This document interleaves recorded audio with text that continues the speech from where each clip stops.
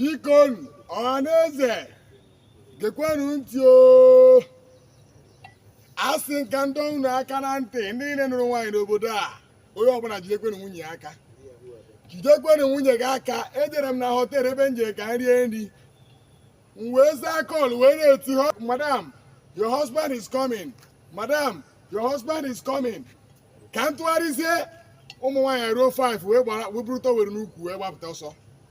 O wee bụrụ na ndị nwunye mmadụ gịnị ka ha na-achọ na họtel nji wee ti madam your husband is coming fa ncha aratapụ ọsọ na-agba. Asị m gwakwuru onye ọbụla jide nwunye ya aka o.